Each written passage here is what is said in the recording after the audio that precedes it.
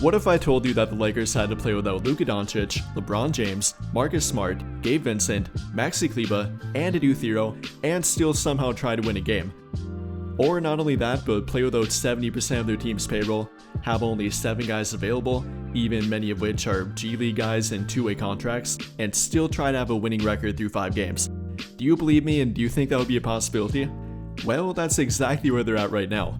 Currently 3-2 through their first 5 games, despite LeBron playing none of them, Luka playing 1 and then another one while playing through injury, then sitting out their next 3 games, and the Lakers still picking up a win. In fact, they picked up 2 wins. In my opinion, they're proving everyone wrong right now, and not only their entire team, but a few individuals on their team too. I mean, Austin Reaves, for example, currently leading the entire NBA in scoring, putting up 34.2 points per game. Yes, 34.2 per game, including a 51-point game, a 41-point game, now coming off a 28-point, 16-assist game. Yeah, I think he's proving a lot of people wrong. People that said he's not a third option, not on their team, let alone any team, that he's not worth $30 million, which is what reports say that he was looking for at one time, that he wasn't even worth $25 million, and yes, there were multiple comments directly on my channel about that. Or then for a guy like DeAndre Ayton, saying that he wouldn't be a good player for their team, wasn't worth them signing him, and wasn't a good addition for their team. Well, I think he's proving that wrong too. Now throughout 5 games, the guy's putting up 16 points per game, 9.4 rebounds per game, roughly 1 block per game, and shooting a team high 62.3% from the field. Being very reliable on both ends of the court, not complaining about his role or touches on offense or whatever it might be.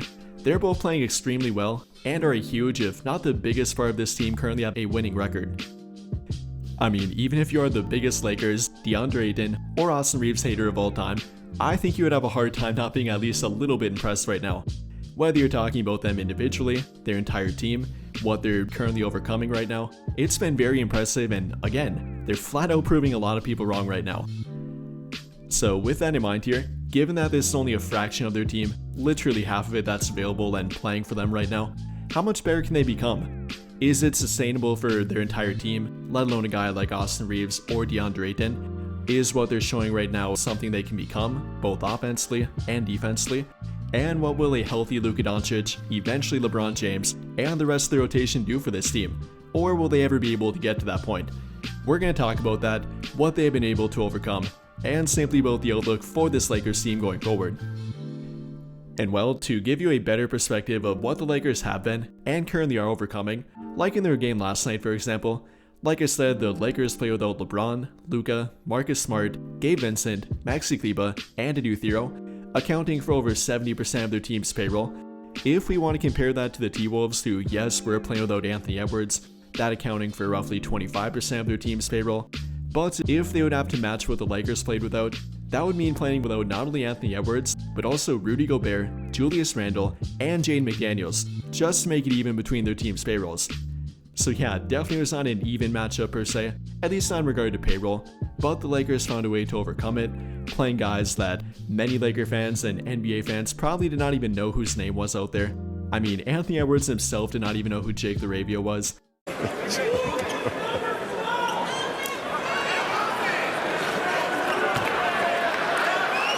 And not only that, but guaranteed that many fans didn't know who Nick Smith Jr. was last night, the Lakers' direct backup ball handler behind Austin Reaves, probably didn't even know who maybe Dalton Knecht was, who Chris Manning was coming off the bench, so on and so forth, and yet they found a way to overcome it. Yes, again, the Wolves were playing without Anthony Edwards, but that's not even comparable to what the Lakers were playing without. Not only that game, but then going back to their last 3 games, playing without Marcus Smart again, playing without Luka Doncic, LeBron, for every one of those. Again, yes, Minnesota was playing without Anthony Edwards, undoubtedly the leader of their team and the guy they formulated their game plan around, but it simply was not comparable to what the Lakers are playing without. Not only LeBron and Luka, who account for double the payroll hit that Ant takes up, but then 3 additional role players after them.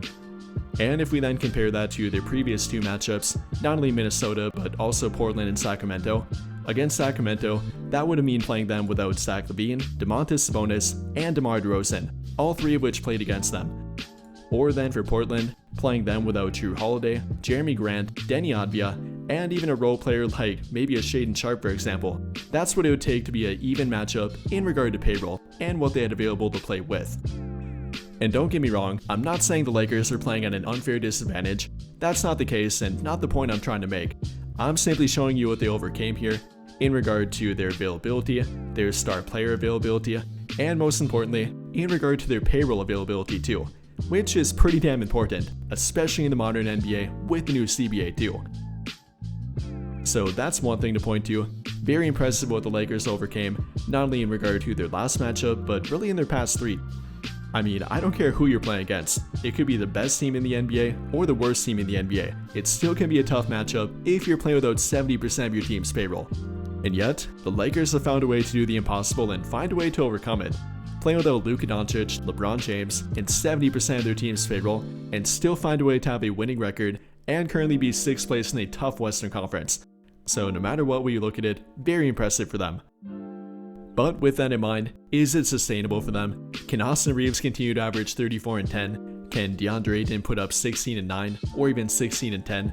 Can Jake Arabia drop 27 off the bench? Can Dalton Knecht come off the bench and drop 15? No, probably not. That's not replicable, probably not sustainable over a week or even a month time frame. But the good thing here is that it won't have to be. Yes, again, they're playing without Luka Doncic, LeBron, Marcus Smart, and a few other additional role players, but it's not going to stay that way. After all, Luka is expected to be back early next week, LeBron's expected to be back in mid-November, roughly 2 to 3 weeks from right now. Even Marcus Smart is day-to-day, so help is on the way for them. Yes, it's been pretty incredible and definitely noteworthy for what they've overcome, but it's not like they have to maintain this. This isn't their current team, this is not the way they were built or the way they're meant to be designed, and it's not going to be the same for them going forward, albeit how impressive it has been. However, even though it might not be sustainable, the fact they're even able to do this at all and for a multiple game standpoint is very noteworthy in my opinion. No, we can't expect Austin to put up 34 and 10 for an entire 82 game NBA season, but the fact that he's able to do it for even 5 games and show that he can be a number 1 option when Luka and LeBron are out, even with DeAndre Ayton stepping up, showing that he can be a 2nd, 3rd option when LeBron and Luka are out as well, that he can fill the role they need for their team, both with them and without them on the court, that he's going to be committed to their role regardless of the pick and roll playmaker he plays with or how heavily involved he's in their offense or defense. I think it's very impressive and very noteworthy that they showed it, and how impressive their depth in general is played too.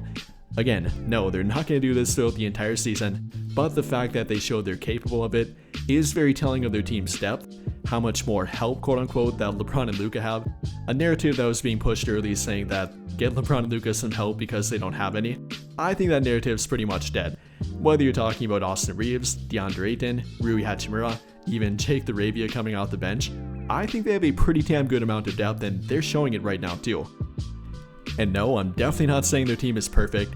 Even with LeBron and or Luka back on the court, they still have some minor flaws in my opinion, pointing to their lack of a 3-and-D wing or a lot of two-way depth on their team. You know, that's something you can point to. In spite of them overcoming it, I guess you can point to it. Definitely not a perfect team, maybe some minor adjustments that need to be made, both internally and externally, but the fact they've overcome it is very telling of their team, not only to play through adversity, play through injury, their coaching and how impressive it's been, a combination of all of that, but I think they're definitely on the right track here, despite not being perfect quote-unquote. And in my opinion, I think this will actually make them a stronger and better team going forward too. No, it's definitely not fun or easy to play without LeBron, Luka, or 70% of your team's payroll, but what it does do is create opportunity. And without that opportunity, I guarantee we don't see Austin Reaves do this, I guarantee we don't see DeAndre Ayton do this, let alone even guys like Jake Arabia or Dalton Knecht. Whatever one you want to point to, I think you can make a valid argument for. I don't think that Dalton Knecht finds his confidence, let alone even gets legitimate playing time in real rotational minutes without those two being out, or even without Marcus Smart being out for that fact too. And then for Austin Reaves, I don't think he proves that he's a legitimate number 1 option, or has the capability to do it at least. Not that he can be what they want him to become and eventually are putting the faith in him to become if they re-sign him to a contract. I'm not sure they feel that way without Luka and LeBron being out. Heck, even for Jake Arabia, a guy that was struggling to find his shot and his role within the rotation up until this point, without getting more playing time and more opportunity without guys like that out, I guarantee it takes him at least another 10 to 15 games to find it, no matter what level you're talking about, whether it's dropping 27 points like he did last night, or simply finding his shot in the role that they want him to play within the rotation. I think it probably takes him a lot longer to find that, and become a more valuable role player for their team too. which in my opinion has now been greatly accelerated due to this opportunity. And again, no matter what or where you point to with this team, I think it's been very impressive. Definitely not ideal, quote unquote, not ideal to have Luka, LeBron, 70% of their payroll out, but it does create an opportunity for individuals, an opportunity to come together, to overcome adversity, and opportunity for some guys that otherwise wouldn't be there. So in my opinion, it's actually in a weird way been kind of beneficial for their team, and they definitely have taken advantage of it too.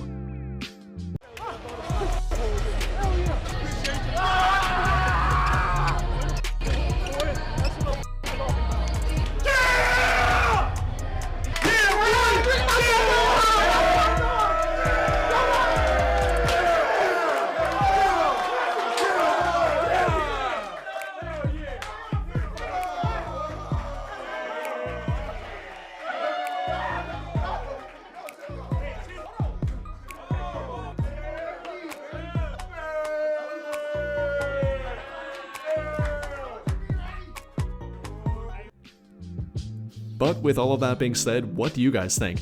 How do you feel about the Lakers' weird but impressive start so far? Playing without Luka Doncic, LeBron James, the majority of the rotation at that, what Austin Reaves has shown, what DeAndre Ayton has shown, Dalton Connect, Jake Arabia, the list goes on for them. How impressed and what have been your main takeaways with it? Let me know your thoughts in the comments down below. But I think that'll pretty much do it for this one. And if you enjoyed the video, then I'll greatly appreciate it if you dropped a like, subscribe to the channel if you have not already, and hit that notification bell to never miss out when I upload a video. But as always, thank you for watching and have a great day or night.